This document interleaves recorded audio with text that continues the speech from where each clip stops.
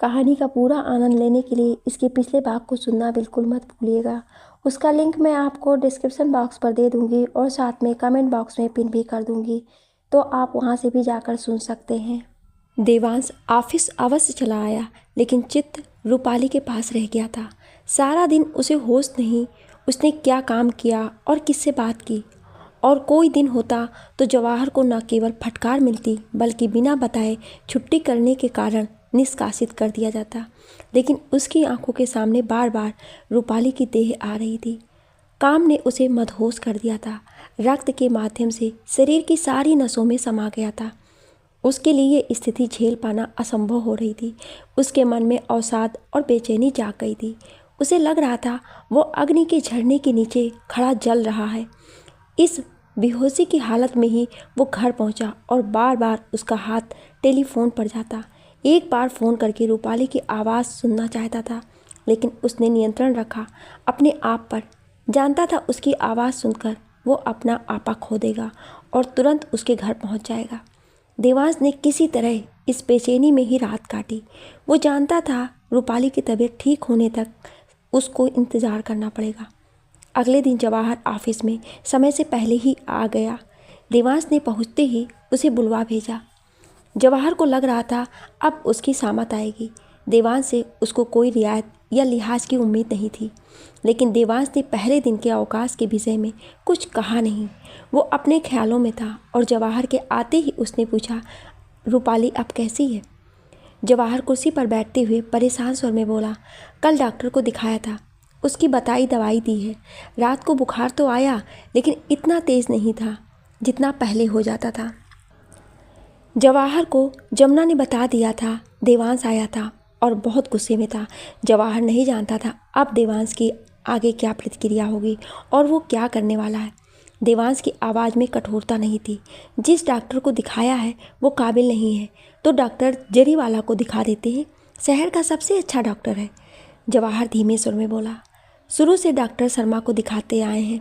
उनकी दवाइयों से रूपाली बहुत जल्दी ठीक हो जाती है। 2-3 दिन में वो बिल्कुल ठीक हो जाएगी।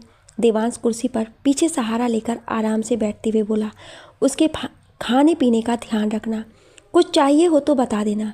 जब वो बिल्कुल ठीक हो जाएगी आगे की खरीदारी तब कर लेंगे। जवाहर कमरे से बाहर आ गया। उसे पहली बार लगा देवांश को रूपाली की चिंता है। चलो, लड़की खुश रहेगी और उसे क्या चाहिए। देवांश के लिए एक एक दिन काटना भारी पड़ रहा था। अगले दिन उसने जवाहर से फिर रूपाली की तबीयत के बारे में पूछा।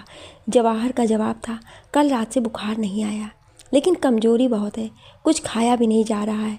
देवांश ने सब्र का घूंट पी लिया। जवाहर ने जब ये बात घर में दोनों को बताई तो राधिका बड़ी प्रसन्न हुई। बेटी की इतनी फिक्र कर रहा है, उसे बड़ी निश्चिंतता हुई। लेकिन रूपाली का तनाव बढ़ गया। देवांश के साथ खरीदारी करना उसे बड़ा भारी काम लग रहा था। उसे लग रहा था थकान और तनाव के कारण ही उसकी तबीयत खराब हुई थी। फिर उसे ये सब दोबारा झेलना पड़ेगा। उसने निश्चय किया कि वो संकोच नहीं करेगी और 3 घंटे बाद ही मना कर देगी। वो इससे अधिक नहीं घूम सकती। 2-3 दिन में रूपाली जब पूर्णतः स्वस्थ हो गई तो ठीक दिन के 12 बजे देवांश लेने आ गया। राधिका ने रूपाली को इस बार पहले से ही ठीक से तैयार होने की हिदायत दे दी थी। ठीक से तैयार होने का मतलब था ढंग का चुन्नी वाला कुर्ता, कान में झुमके, हाथ में कंगन, चेहरे पर मेकअप और पेट भर नाश्ता। माँ से बहस नहीं करना चाहती थी, इसलिए वो माँ के बताए अनुसार बन ठन कर देवांश का इंतज़ार करने बैठ गई थी। राधिका उसे पानी का गिलास और दवाई पकड़ाते हुए बोली, ज़्यादा समय मत लगाना और मैंने सैंडविच रख दिए हैं, खा लेना। शाम को सुमन की बहन की शादी में जाने को रहने दो। सारा दिन खरीदारी करके थक जाओगी, फिर तबीयत खराब हो जाएगी। राधिका दवाई खाते हुए बोली, नहीं, थोड़ी देर में ही देवांश जी से बोल दूंगी, थक गई हूँ, घर जाना है। सुमन की बहन की शादी में भी तो जाना ही है।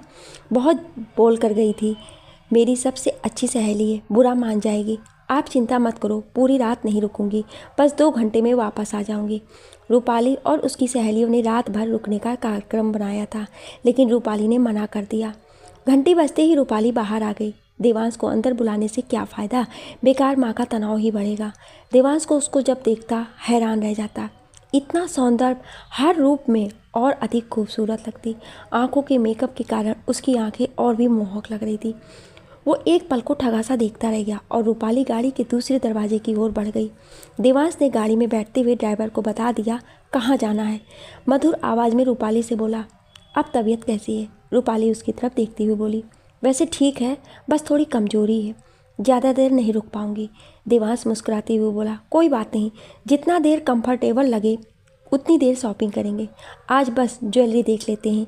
रूपाली ने राहत की सांस ली, लेकिन उसे देवांश की आंखों में कुछ और ही नजर आ रहा था। पुरुषों की नज़रों से अनजान नहीं थी। देवांश उसे आपलक देख रहा था। चेहरे से होते हुए उसकी नज़र देह पर भी जा रही थी। रूपाली को अच्छा नहीं लग रहा था। उसने अपनी नज़र गाड़ी के बाहर स्थिर कर ली। देवांश उसे बहुत बड़े शोरूम में ले गया, जहाँ चारों तरफ तेज रोशनी में गहने ही गहने थे। रूपाली के समझ में नहीं आ रहा था इतने गहनों में से कोई चुनाव कैसे करता होगा। कीमत का उसे कोई अंदाज़ा नहीं था। इससे पहले उसने कभी असली सोने के गहने खरीदे नहीं थे। पटरी पर से वो नकली आभूषण खरीद कर ही खुश थी। देवांश को देखते ही शोरूम में हलचल सी मच गई। दो बंदे सामान दिखाने के लिए लपके। एक बंदा पानी लेकर बढ़ा उनकी तरफ। शोरूम का मैनेजर एकदम देवांश के पास आकर खड़ा हो गया और बड़े अदब से बोला, क्या सेवा करें सर आपकी? रूपाली को मन ही मन हंसी आ रही थी। हर जगह पैसा बोलता है। वो अकेली आती तो ये लोग उसे एक अंगूठी दिखाने में भी नखरे दिखाते। देवांश के बताए अनुसार एक से एक कीमती और शानदार हार उनके सामने पेश किए जाने लगे। जब देवांश को एक पसंद आया तो उसने रूपाली की तरफ देखकर कहा, यह कुछ सही लग रहा है, और उठाकर उसके गले में डाल उसके पीछे खड़ा हो गया। आईने में देखने लगा। रूपाली को लगा जैसे देवांश की उंगलियां उसके गले पर फिसल रही है। वो असहज हो रही थी। अगली बार जब देवांश ने नेकलेस उठाया उसको पहनाने के लिए, तो उसने तुरंत उसके हाथ से ले लिया और वह स्वयं अपने गले पर लगाकर देखने लगी। जल्दी से उसने 4 अलग अलग तरह के सेट के लिए हामी भर दी और बोली, सर में दर्द होना शुरू हो गया है, अब चलना चाहिए। देवांश ने चारों सेट की रसीद बनाने को कहा और भुगतान करने चला गया, लेकिन उसकी निगाहें रूपाली की तरफ ही थी। रूपाली समय काटने के उद्देश्य से दूसरी तरफ के आभूषण देखने लगी। वहाँ बहुत छोटे और सादे से सेट रखे हुए थे। एक पेंडेंट बूंद की आकृति का था जो उसे बहुत आकर्षित कर रहा था। वह ऐसे ही डेलिकेट से पहनना पसंद करती थी। उसने ऐसे ही सेल्स गर्ल से कीमत पूछी तो वो हंसते हुए बोली, मैम आप कीमत क्यों पूछ रही हैं? जिस पर भी हाथ रखेंगे सर एकदम से दिलवा देंगे, बहुत चाहते हैं आपको। रूपाली झुंझलाकर बोली, फिर भी कीमत बताइए। उसको अंदाज़ा लगाना था जो खरीदे गए हैं वे कितने तक के होंगे। पैसों की तो कोई बात ही नहीं कर रहा था। कुल 1.5 लाख का है। जो आपने लिए हैं उसके आगे तो ये कुछ भी नहीं है, सेल्स गर्ल ने बताया। रूपाली सहम गई। जो लिए हैं वो तो पता नहीं कितने के होंगे। उन्हें पहनकर कहाँ जाएगी और कितना टेंशन रहेगा ऐसे कीमती सेट पहनकर। हर समय यही डर लगा रहेगा कहीं गिर तो नहीं गया। हाथ से बार बार कान और गले को छूकर देखती रहेगी। क्या मुसीबत गले पड़ गई है उसकी। वो सेल्स गर्ल से पूछकर वॉशरूम चली गई। जब आई तो देवांश चलने के लिए तैयार खड़ा था। रूपाली को लगा था देवांश उसे उसके घर छोड़ जाएगा, लेकिन देवांश उसे स्वयं के घर ले गया। वो सोचती थी देवांश का बहुत बड़ा और शानदार घर होगा, लेकिन इतना आलीशान कोठी होगी उसे कल्पना नहीं की थी। उसकी समझ नहीं आया वो उसे अपने घर क्यों लाया था। चौकीदार ने गाड़ी देखते ही तुरंत एक बड़ा सा गेट खोला। अब गाड़ी एक बड़े से लॉन और बगीचे से गुजरते हुए एक शानदार कोठी के आगे जाकर रुक गई। वहाँ एक अलग बंदे ने सलूट मारा। रूपाली की आंखें फटी की फटी रह गईं। इतने बड़े घर में लोगों को रहने की क्या ज़रूरत है? उसकी समझ से बाहर था। देवांश रूपाली के साथ अंदर आया और पहली मंजिल पर बने अपने मास्टर बेडरूम में उसे ले गया। इतना बड़ा कमरा रूपाली आश्चर्य से घूमकर देख रही थी। इतनी बड़ी अलमारी, तो इन्हें भरने के लिए ही उसे उतने सारे कपड़े दिलवाए जा रहे थे। देवांश उससे बोला, ये मेरा बेडरूम है, जल्दी ही तुम्हारा भी हो जाने वाला है। सुनते ही रूपाली को घबराहट होने लगी। उसे एहसास हुआ शीघ्र ही उसे देवांश के साथ अकेले इस कमरे में रहना होगा।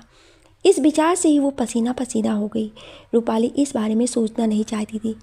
तभी उसे ध्यान आया, जब देवांश पहली बार उसके घर आया था तब उसकी सौतेली माँ सुगंधा साथ थी।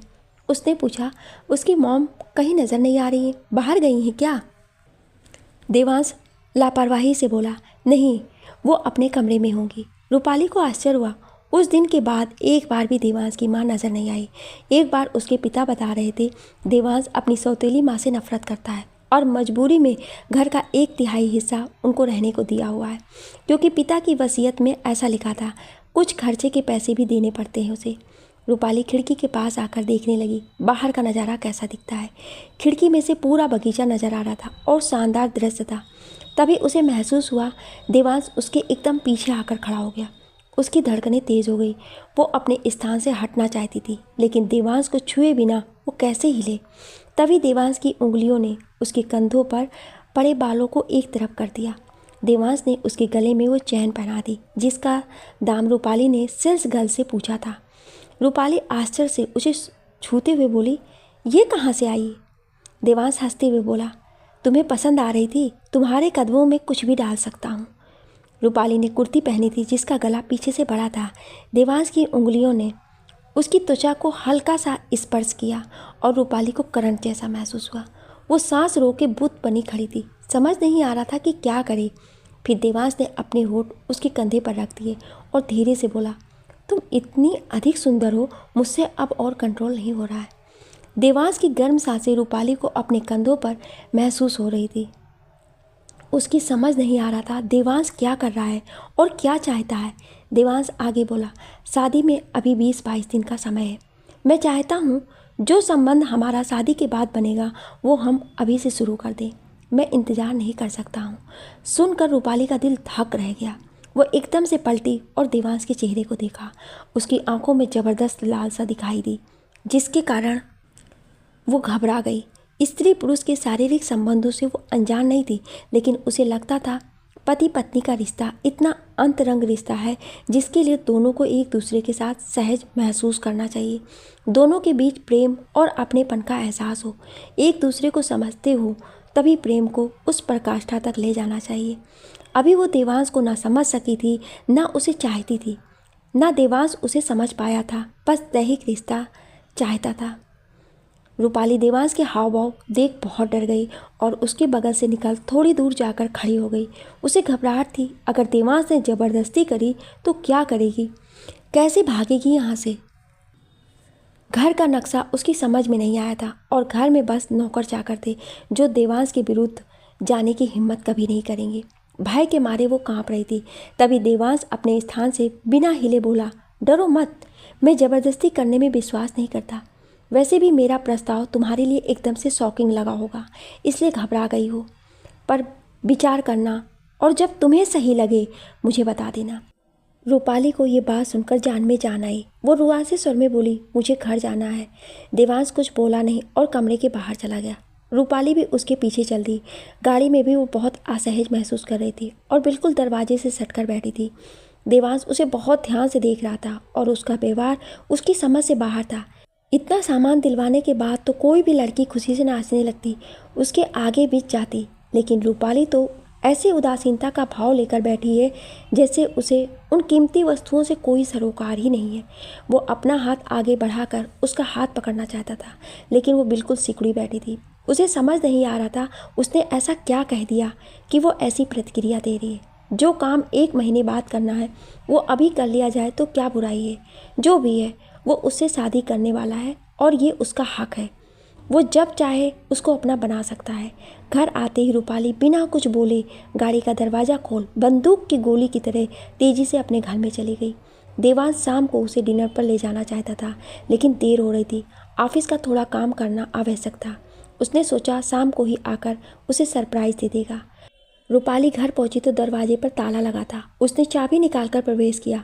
उसे बड़ी राहत मिली। माँ घर में नहीं थी, सत्संग में गई होंगी। अपने कमरे में जाकर वो जी भर कर रोई। देवांश बहुत तेज़ी से आगे बढ़ रहा था और उससे रूपाली को भय लग रहा था। रूपाली को लगा उसे कुछ ठोस निर्णय लेना होगा, या तो देवांश से खुलकर बात करनी होगी। इस रिश्ते को निभाने के लिए उसे समय चाहिए, या अपने पिता को बताना पड़ेगा। वो नहीं निभा सकती देवांश के साथ इस तरह, तो तनाव और घुटन भरी जिंदगी जीकर क्या मिलेगा उसे। ये निर्णय लेकर उसे कुछ राहत मिली और 1 घंटे के लिए उसकी आंख लग गई। आंख तब खुली जब माँ का स्नेहमयी हाथ अपने माथे पर महसूस किया। वो मुस्कुराते हुए उठी और माँ के गले लग गई। राधिका हंसते हुए बोली, क्या हुआ, आज बहुत प्यार आ रहा है मेरी गुड़िया को, लगता है आज अच्छा लगा। रूपाली इस विषय में माँ से कोई बात नहीं करना चाहती थी, इसलिए बोली, बहुत भूख लग रही है मम्मी, प्लीज़ कुछ चटपटा सा बना कर खिला दो। राधिका की आंखें नम हो गई। वो बोली, 1 महीना भी नहीं बचा है, तू पराई हो जाएगी। पता नहीं कैसे जीऊँगी तेरे बिना, ये घर काटेगा तेरे बिना। रूपाली भी भावुक हो गई। माँ की गोदी में सर रखकर लेट गई, चेहरा नीचे को कर लिया। अपने आंसू नहीं दिखाना चाहती थी। रूपाली के दिमाग में एक बात और आई, जिस तरह का देवांश का व्यवहार है उसके माता पिता की तरफ से, कहीं शादी के बाद वो उनसे मिलने जुलने के लिए ही मना ना कर दे। ऐसा हुआ तो वो क्या करेगी? वो तो जीती जी मर जाएगी अपने माता पिता की चिंता में, और उन दोनों का उसके अलावा है ही कौन? बीमार वैसे रहते हैं बेचारे, बोलेंगे कुछ नहीं, ये सोच कर जी लेंगे बेटी खुश है तो और क्या चाहिए। लेकिन जीवन कितना मुश्किल हो जाएगा उनका। वो जितना भविष्य के बारे में सोचती उसका सिर घूम जाता।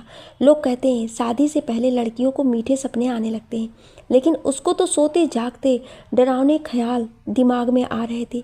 तभी सुमन का फ़ोन आ गया। पूछ रही थी, कहाँ थी सुबह से? कितनी बार फ़ोन किया मैंने, आंटी बता रही थी तू बाहर गई हुई थी। रूपाली समझ गई, माँ ने अभी सुमन को उसकी मंगनी के बारे में नहीं बताया है। वह तो इस विचार से किसी की नज़र ना लग जाए अभी मंगनी की बात गोपनीय रखना चाहती होंगी। वो स्वयं भी क्या बताए इस बारे में सुमन को। अभी उसका मन इस रिश्ते को लेकर स्थिर ही नहीं हो रहा था। देवांश और उसके बीच में आर्थिक और सामाजिक अंतर तो था ही, विचार और सोच में भी दोनों अलग थे। देवांश की कोई बात तो उसे प्रभावित कर रही हो, जिसके कारण वो प्रसन्नता से उसका वर्णन करे, और आज की उसकी हरकत से तो उसका दिल ही कांप उठा था। कैसे वो प्रेम और इज्जत कर पाएगी ऐसे शख्स की जो उसके मन को समझने की बिल्कुल भी चेष्टा नहीं कर रहा था। सुमन की आवाज़ लगातार फ़ोन पर आ रही थी। वो पूछ रही थी, क्या हुआ, बोल क्यों नहीं रही है, सो गई क्या? रूपाली चौंकते हुए बोली, नहीं यार, बुखार के कारण थोड़ी कमज़ोरी लग रही है। मैं कैसे आऊँगी समारोह स्थल तक? रात तक रुकने का सवाल ही नहीं है, बैठा नहीं जाएगा इतनी देर तक। कितना उत्साह था सुमन की बहन की शादी को लेकर। रूपाली और उसकी सहेलियों को खास साड़ी खरीद कर लाई थी इस दिन के लिए। अब मन ही नहीं कर रहा था जाने का। 1 हफ्ते में ज़िंदगी कितनी उलट पुलट हो गई थी। सुमन बोल रही थी, सुन प्रज्ञा, रेखा, जतिन अमन की गाड़ी में आएंगे और तुझे ठीक 8 बजे ले लेंगे। तू बस तैयार रहना, जब तेरा मन होगा कोई ना कोई तुझे छोड़ आएगा। रूपाली बोली, ठीक है, मैं 8 बजे तक तैयार हो जाऊंगी। राधिका उसके लिए गर्म नाश्ता बना लाई। रूपाली का कुछ खास मन नहीं हो रहा था जाने का, लेकिन सब दोस्तों से मिलना हो जाएगा, कुछ मन हल्का हो जाएगा, और नहीं गई तो सुमन को बाद में मनाना मुश्किल हो जाएगा। उसने बाल धोकर तैयार होना शुरू कर दिया। राधिका भी उसके साथ लगी हुई थी। उसे बड़ा आनंद आता था रूपाली को तैयार होते समय मदद करने में। रूपाली के तैयार होने के बाद उसे प्यार से देखते हुए राधिका बोली, आज तो मेरी गुड़िया बहुत ही सुंदर लग रही है, कहीं मेरी ही नज़र ना लग जाए। और उसने कान के पीछे काला टीका लगा दिया। तभी घंटी बजी। रूपाली ने देखा ठीक 8 बजे हैं। उसके दोस्त लेने आ गए होंगे। वो दरवाज़ा खोलने गई, बाहर का नज़ारा देखा तो असमंजस में पड़ गई। एक तरफ चारों दोस्त खड़े थे तो एक तरफ देवांश खड़ा था। हैं, ये क्या हो रहा है? देवांश क्यों आया है इस समय? वो मन ही मन सोच रही थी। एक तरफ उसके दोस्त हैरानी से देख रहे थे, इतनी महंगी गाड़ी में कौन बंदा उसके दरवाजे के बाहर खड़ा है, और दूसरी तरफ देवांश खड़ा उसे घूर कर देख रहा था। इतनी बन ठन कर कहाँ जाने के लिए खड़ी है? रूपाली ने निर्णय लिया, पहले सबका परिचय करा दिया जाए। वो देवांश से बोली, ये मेरी फ्रेंड है प्रज्ञा। देवांश को नाम जानने में कोई दिलचस्पी नहीं थी। वो बीच में बात काटते हुए बोला, ठीक है, मैं तुम्हें डिनर पर लेने जाने के लिए आया हूँ। देवांश की बात का जवाब देने से पहले रूपाली ने अपने दोस्तों की तरफ देखते हुए कहा, ये देवांश जी हैं, मेरे मंगेतर। वे चारों सुनते ही तुरंत उसके निकट आकर खड़े हो गए। सब एक साथ बोलने लगे, क्या, कब मंगनी हुई, बताया भी नहीं तूने? तू बड़ी छुपी रुस्तम निकली। अरे बुलाना तो चाहिए था, भूखों को कुछ खिला देती तो क्या तेरा चला जाता, तुझे दुआएं ही देते।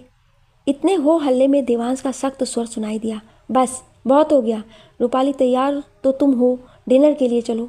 चारों एकदम खामोश हो गए। रूपाली को घबराहट हो रही थी, अब कोई नाटक अवश्य होगा।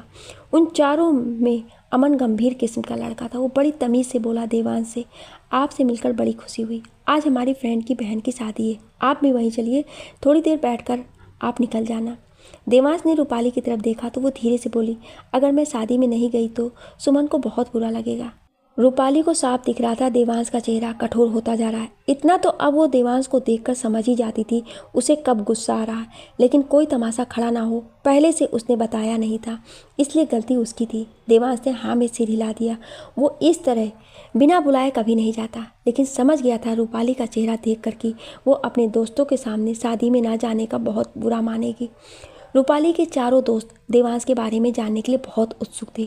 कौन है, क्या करता है, रिश्ता कैसे पक्का हुआ।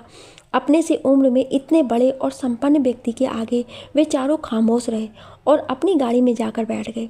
रूपाली देवांश के साथ उसकी गाड़ी में बैठ गई। देवांश स्वयं गाड़ी चला रहा था। उसने विवाह स्थल का पता अमन से पूछ लिया था। वो बहुत तेज गाड़ी चला रहा था और उसके दोस्तों से बहुत आगे निकल गया।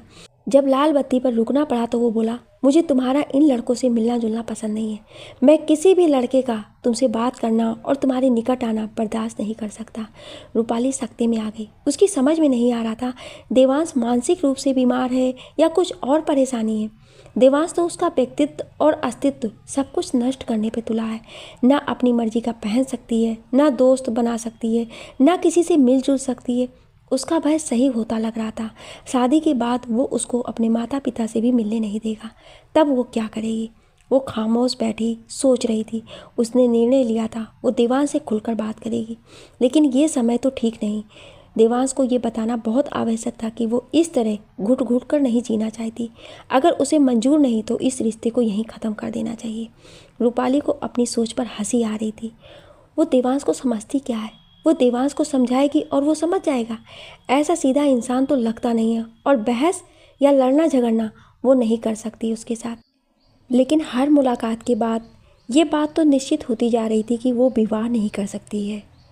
ठीक है, उसने सोचा आज और बर्दाश्त कर लेती हूँ। सुबह पिता से जाकर साफ शब्दों में सब कुछ बता दूंगी, फिर पिताजी जैसा उचित समझेंगे वैसा ही करेंगे। उसने देवांश की बात का कोई उत्तर नहीं दिया और खिड़की से बाहर देखने लगी।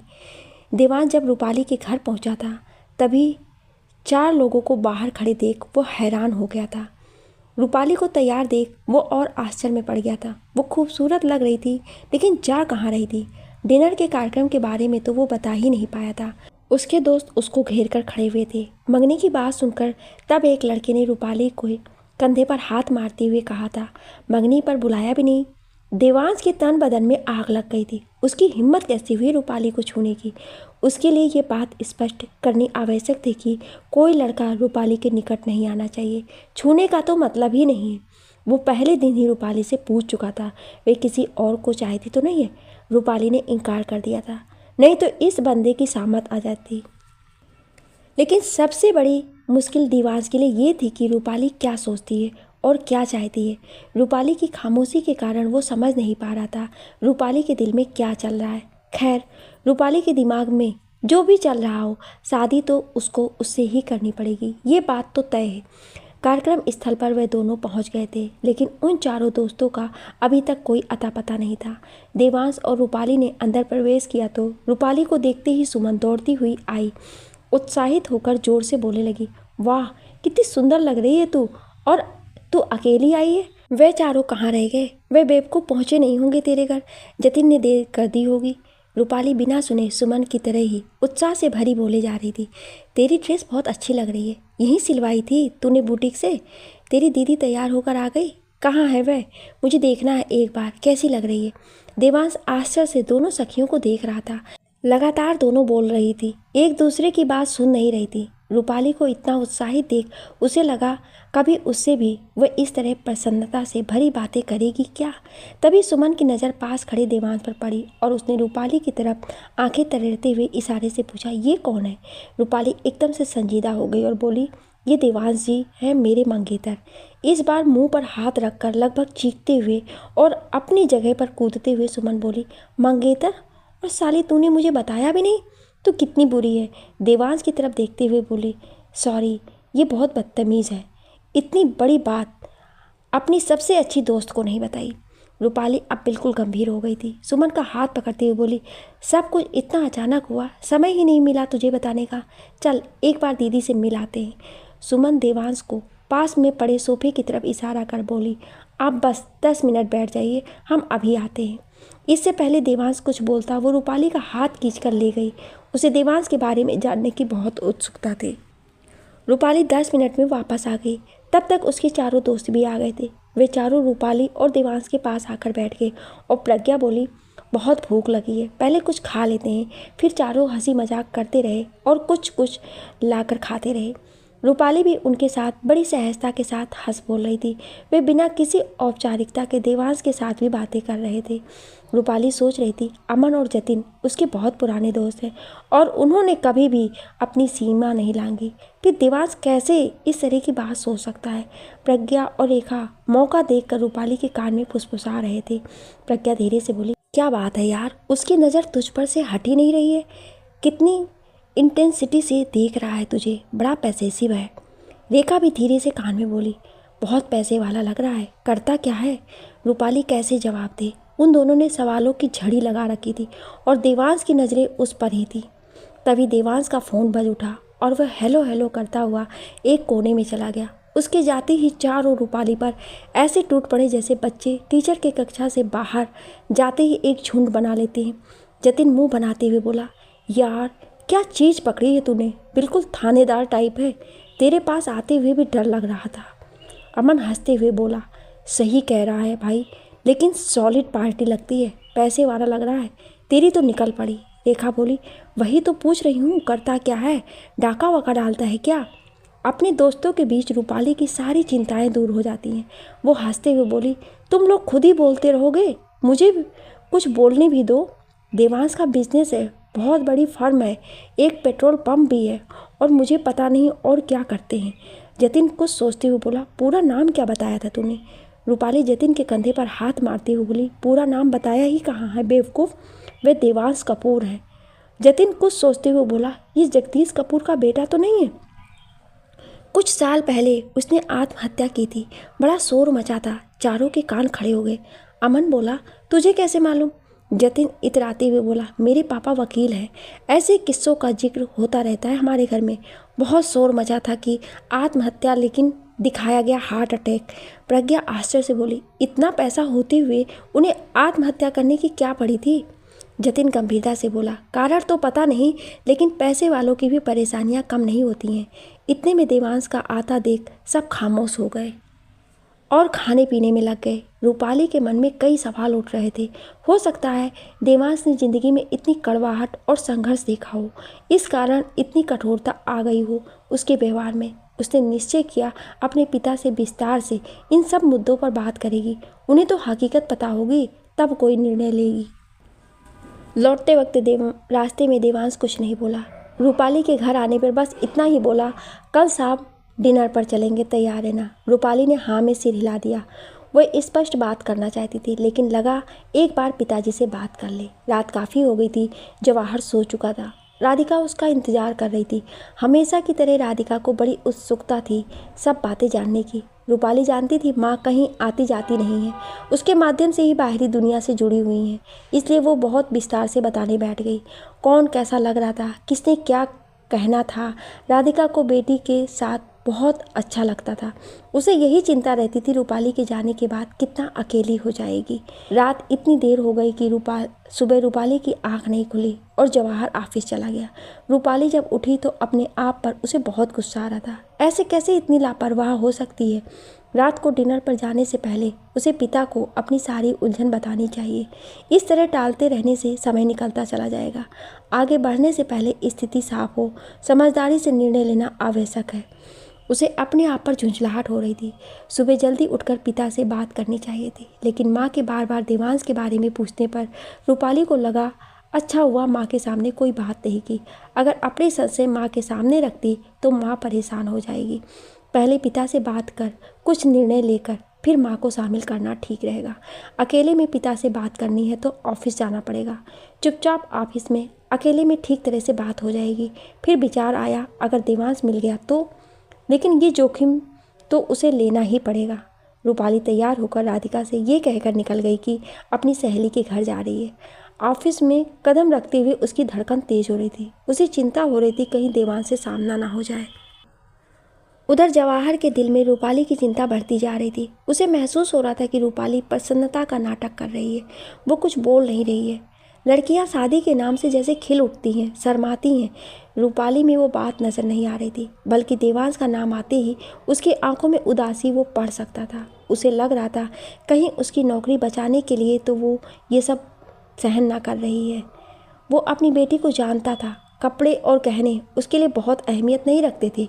उसके दिल पर बोझ बढ़ता जा रहा था। जैसे जैसे दिन बीत रहे थे, एक एक दिन भारी लग रहा था। इतने दिनों बाद इस विवाह से मना करने का मतलब देवांश से ऐसी दुश्मनी मोड़ लेना जिसका परिणाम भयंकर होगा। उसके साथ तो जो करेगा वो सह लेगा, लेकिन वो रूपाली की ज़िंदगी बर्बाद कर देगा। अपनी बेटी की बर्बादी वो कैसे देखेगा? शादी करती है तो वो खुश नहीं रहने वाली है, और इनकार करती है तो भी उसका जीवन बर्बाद हो जाएगा। अपने आप को वो बहुत असहाय महसूस कर रहा था। कैसा बाप है अपनी बेटी की हिफाजत और खुशी के लिए कुछ नहीं कर सकता? उसको ये बात इतनी खाई जा रही थी कि वो रात दिन चिंता में घुले जा रहा था। उसकी समझ नहीं आ रहा था कि वो क्या करे।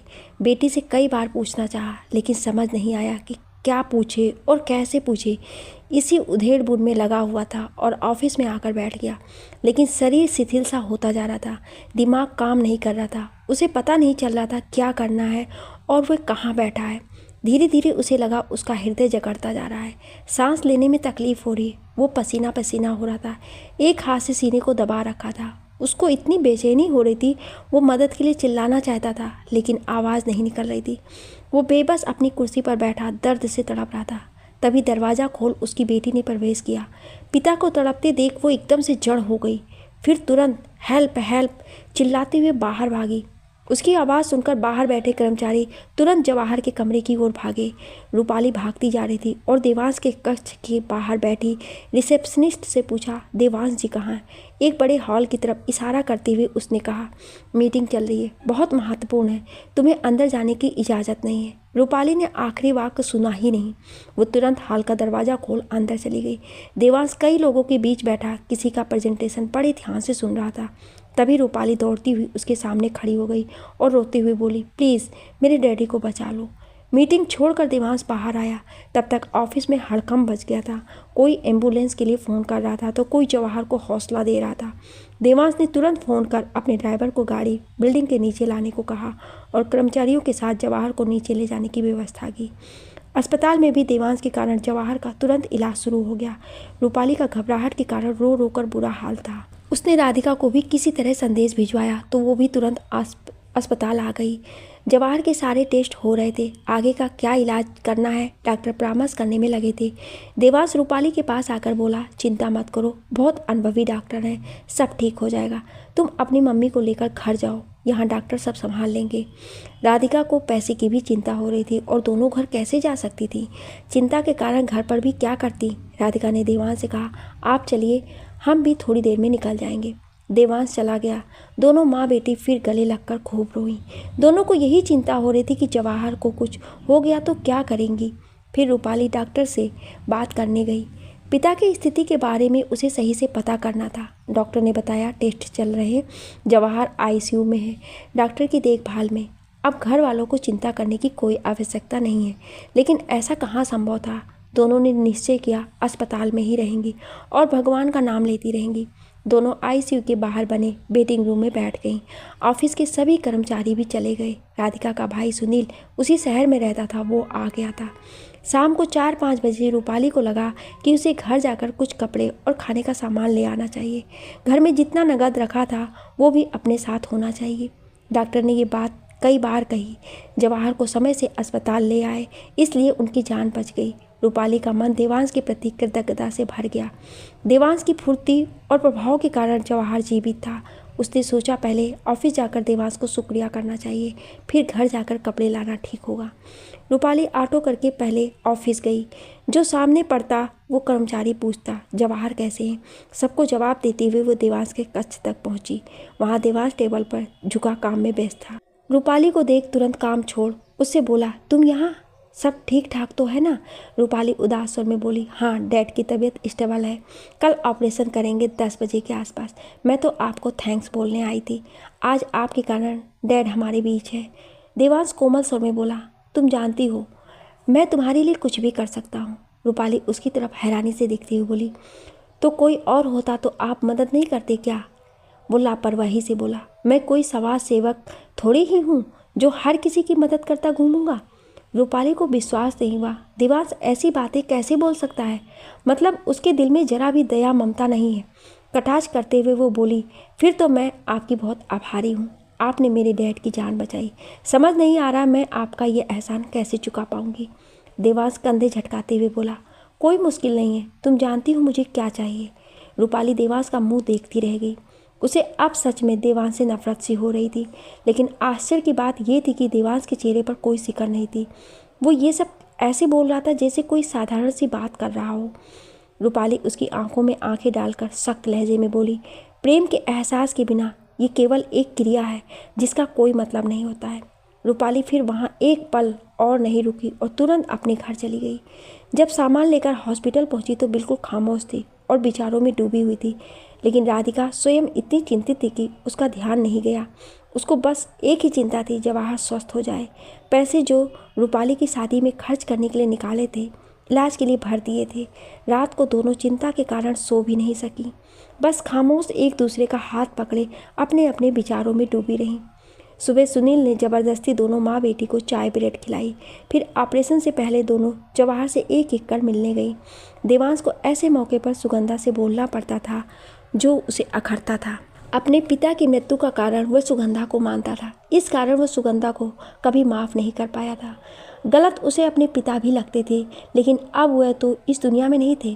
वो कब का सुगंधा को अपने घर से निकाल चुका होता। अगर पिता की वसीयत के हिसाब से 1/3 हिस्सा सुगंधा के नाम नहीं होता तो उसे मजबूरन सुगंधा से ज़रूरत पड़ने पर बात करनी पड़ती थी। सुगंधा के आने जाने का रास्ता और उसके हिस्सा पीछे की तरफ था, इसलिए रोज़ में उनका आमना सामना नहीं होता था। हर महीने खर्चे के लिए एक निश्चित रकम उसके बैंक में डालनी पड़ती थी। सुगंधा को उसने पहले ही कहलवा दिया था 10 बजे तैयार रहने को अस्पताल जाना है। जवाहर के ऑपरेशन के समय उसके ऑफिस के कर्मचारी भी अस्पताल आएंगे, ऐसे में उसका सुगंधा के साथ वहाँ होना अनिवार्य था। उसके स्टाफ को पता चल गया था उसने रूपाली से मंगनी की है। सुगंधा देवांश से डरती थी। वो जानती थी देवांश को जिस दिन गुस्सा आ गया वह उसे घर से निकाल देगा और पैसे भी देने बंद कर देगा। देवांश के पास इतना पैसा है वो वकीलों की फौज खड़ी कर देगा और उसके खिलाफ वो कुछ नहीं कर पाएगी। वह उसे ताने मार कर अकड़ कर बात अवश्य करती थी, लेकिन उसकी एक आवाज़ पर तैयार हो जाती थी। जब अस्पताल पहुंचे तो रूपाली, राधिका और एक सज्जन ऑपरेशन थिएटर के बाहर एक तरफ पड़ी बेंच पर बैठी थी। उनकी हालत देखकर देवांश समझ गया दोनों माँ बेटी घर गई ही नहीं है, रात भर सोई नहीं है, ऐसे ही परेशान सी बैठे बैठे रात काटी है। सुगंधा उन्हें बहुत ध्यान से देख रही थी। देवांश को लगा अब वो रूपाली के बिखरे बाल, सूजी हुई आंखें, कपड़ों पर पड़ी सलवटें देख कोई ना कोई कटाक्ष अवश्य करेगी। लेकिन सुगंधा कुछ देर तक रूपाली और उसकी माँ को चुपचाप देखती रही। फिर रूपाली से बोली, चिंता मत करो, सब ठीक हो जाएगा। सुगंधा की आंखों में सहानुभूति देख रूपाली की आंखों में आंसू आ गए। वो सुगंधा के गले लगकर रोने लगी। सुगंधा उसे सांत्वना दे रही थी। देवांश को अजीब लगा दोनों का व्यवहार। रूपाली ने उससे तो बात भी नहीं की, उसकी तरफ देखा भी नहीं और सुगंधा से गले लगकर ऐसे रो रही थी जैसे उसको कितना जानती थी। सुगंधा ने भी अपनी जबान पर नियंत्रण रखा हुआ था। देवांश की डॉक्टर से बात हो चुकी थी, कम से कम 1.5-2 घंटे तो लग जाएंगे। वो बैठने के लिए स्थान देख रहा था। थोड़ी दूर पर 2 लोग के बैठने के लिए एक बेंच पड़ी थी। वो वहाँ जाकर बैठ गया। सुगंधा भी कुछ पल बाद उसके पास जाकर बैठ गई। देवांश को झुंझलाहट हो रही थी। अब सुगंधा की टिप्पणी सुनने को वो मजबूर हो जाएगा। इससे पहले उसने सुगंधा से कभी 2 मिनट से अधिक बात नहीं की थी। सुगंधा आगे को झुकी फर्श को एकटक देख रही थी, ना जाने किस सोच में पड़ी थी। उसको इतना उदास देवांश ने पहले कभी नहीं देखा था। हमेशा बनी संवरी मटकती सी रहती थी।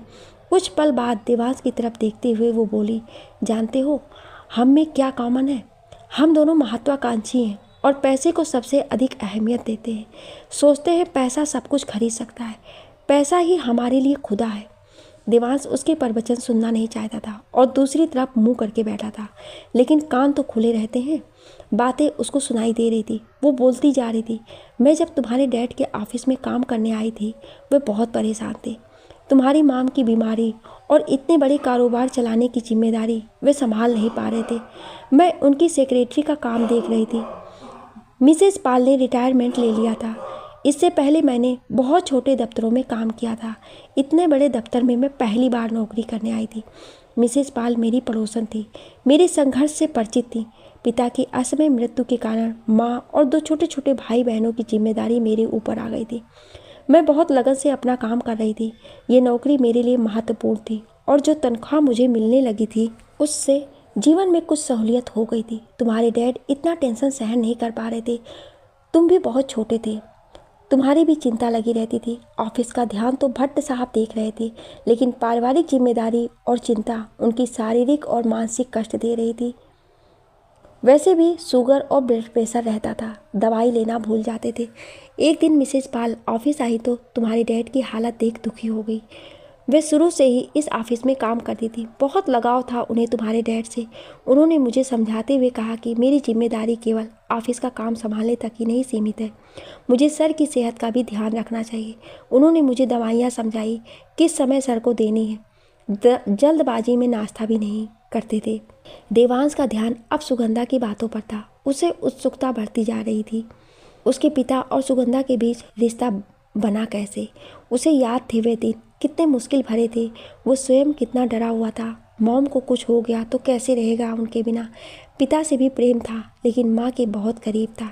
डॉक्टर ने जवाब दे दिया था 1-2 महीने ज़्यादा से ज़्यादा। उस समय उसे इस बात पर इतना गुस्सा आया, मन करता था सब कुछ तोड़ दे, दीवारों में सिर फोड़ दे। कोई हंसता बोलता देखता तो भी बुरा लगता था। सारा दिन माँ के पास बैठा रहता।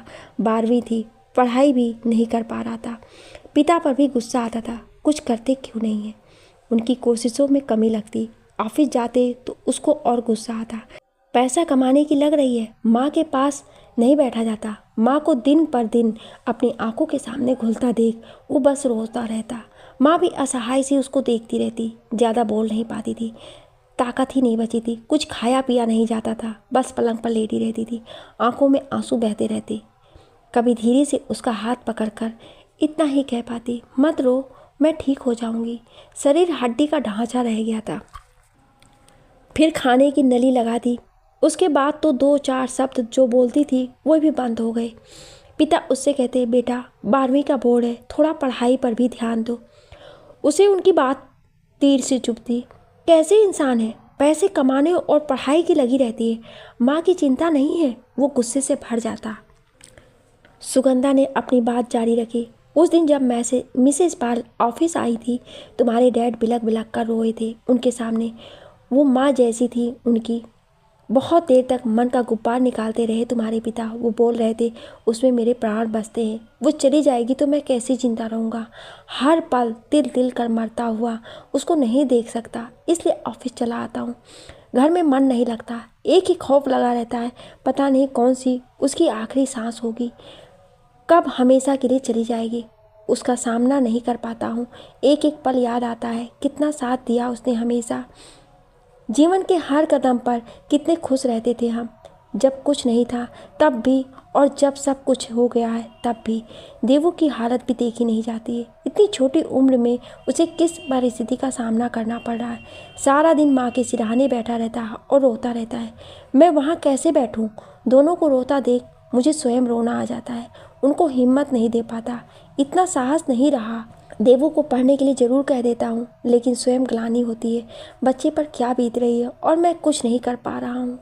देवांश पिता की क्या स्थिति थी ये नहीं समझ सकता था। कुछ उम्र छोटी थी, कुछ पिता पर क्रोध इतना आता था उसने समझने की कोशिश भी नहीं की।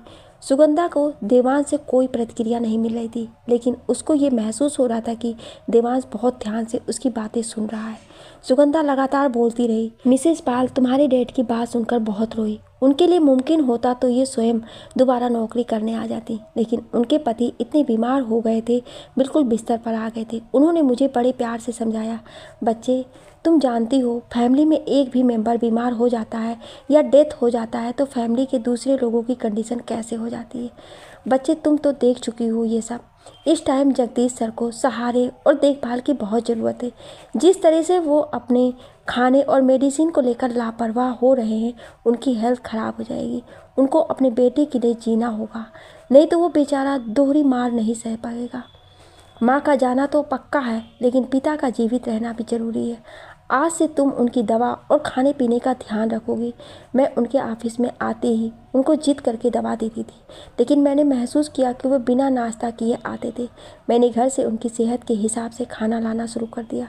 बोलते बोलते सुगंधा को प्यास लगने लगी तो वो कुछ दूर पर बने डिस्पेंसर से पानी पीने चली गई। जब आई तो देवांश अपनी जगह पर ही बैठा था।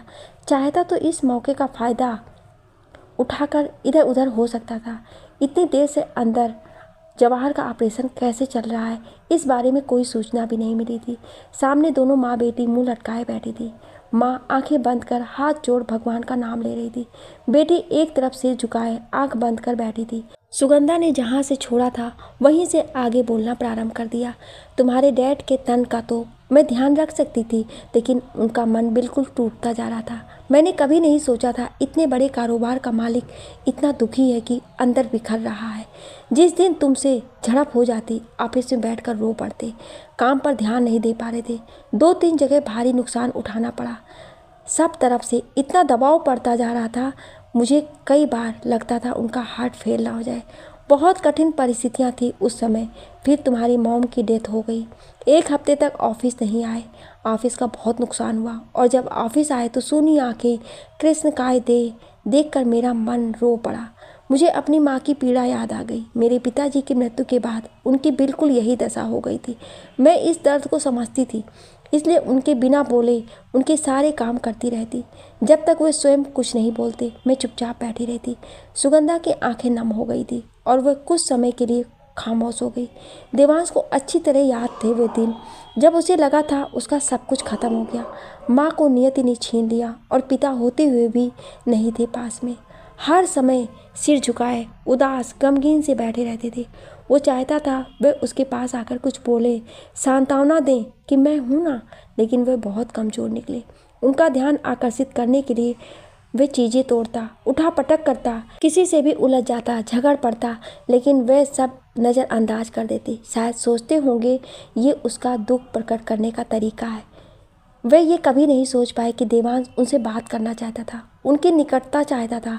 बात आगे बढ़ जाती तो पिता उससे विनय करते, बेटा क्यों ऐसा करते हो, अपने आप को संभालो, लोग क्या कहेंगे। उसे लोगों के कहने की परवाह नहीं थी। उसे अपने पिता की उपस्थिति महसूस करनी थी। अगर वह उसे 2 थप्पड़ मार देती तो उसे लगता कोई बड़ा उसके करीब है। वो बिल्कुल अनाथ नहीं हुआ है। उनकी डांट सुनकर वह उनकी गोद में सिर रखकर रोता तो कुछ हल्का हो जाता, लेकिन वे स्वयं रुआंसे से रहते और वो बहुत असुरक्षित महसूस करता। उसकी समझ नहीं आता वो कहाँ जाए, किससे अपने मन की दुख बांटे।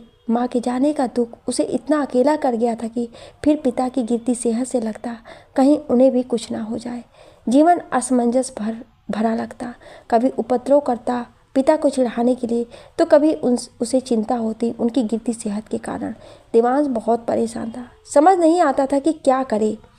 पढ़ने में होशियार था, इसलिए 12वीं में अनुत्तीर्ण तो नहीं हुआ, लेकिन इतने अच्छे अंक भी नहीं आए कि किसी अच्छे कॉलेज में दाखिला मिल जाता। जिस कॉलेज में दाखिला मिला उसमें बच्चे पढ़ने के अलावा हर काम में दिलचस्पी लेते थे। उसे भी अपने अंदर के क्रोध और ऊर्जा को व्यय करने का रास्ता मिल गया। रात दिन किसी से भी उलझ जाता और मार पिटाई कर बैठता। जब झगड़ा बहुत बढ़ जाता तो बात शिक्षकों और प्रिंसिपल तक पहुंच जाती। डांट और कॉलेज से निष्कासित करने की धमकियां का तब उस पर कोई प्रभाव नहीं पड़ता था। स्वयं नहीं जानता था उसे क्यों इतना गुस्सा आता था, क्यों वो इतना बेकाबू हो जाता था। प्रिंसिपल जब पिता को बुलाकर देवांश की शिकायत करते तब उसके पिता सिर झुकाकर प्रिंसिपल की बातें सुनते, आखिर में हाथ जोड़कर उसकी तरफ से माफ़ी मांगकर निकल जाते। जब माँ जीवित थी तब भी जगदीश ने देवांश को कभी डांटा नहीं था, बस लाड़ करता था। अनुशासित करने का काम देवयानी का था। देवांश उससे डरता भी था और अपने मन की बात भी उससे ही करता था। उसकी फरमाइशें तो जगदीश पूरी करता था, लेकिन देवयानी की स्वीकृति आवश्यक थी। देवांश को गुस्सा इस बात पर आता पिता उससे पूछते क्यों नहीं, उसने झगड़ा क्यों किया था। वो पागल थोड़ी ना था जो बिना बात के किसी से भी लड़ेगा। कोई बात बुरी लगी होगी दूसरे की, ठीक है, वो गुस्सा में बेकाबू हो जाता था, लेकिन कारण जानने का प्रयास, उसको समझने का प्रयास क्यों नहीं करते थे। पिता के माफ़ी मांगने का मतलब था सारा दोष देवांश का था। ऐसे ही एक बार फुटबॉल खेलते हुए किसी लड़के ने उसको जानबूझकर धक्का दे दिया, जिसके कारण वो ज़मीन पर गिर गया और हाथ में आई बॉल विरोधी टीम ने लपक ली। आखिरी मिनट चल रहा था। देवांश की टीम वो मैच हार गई। देवांश ने मैच के तुरंत बाद उस लड़के को सबके सामने इतना मारा कि उसको अस्पताल में भर्ती कराना पड़ा। बात पुलिस तक गई। कॉलेज से उसे निष्कासित कर दिया गया। जगदीश ने भाग दौड़ करके उसको पुलिस केस से किसी तरह बचा लिया, लेकिन कॉलेज में पुनः दाखिला नहीं दिलवा सका। सुगंधा बहुत भावुक हो गई थी। कुछ पल लगे उसे संयत होने में। उसने आगे बोलना फिर शुरू कर दिया। मैं उनसे भावनात्मक स्तर पर जुड़ने लगी थी। मेरे मन में उनके लिए इज्जत शुरू से थी, लेकिन अब मैं उनके प्रति दया का भाव रखने लगी थी। उनकी परेशानी मुझे अपनी परेशानी लगती। उनका अकेलापन मैं समझ रही थी।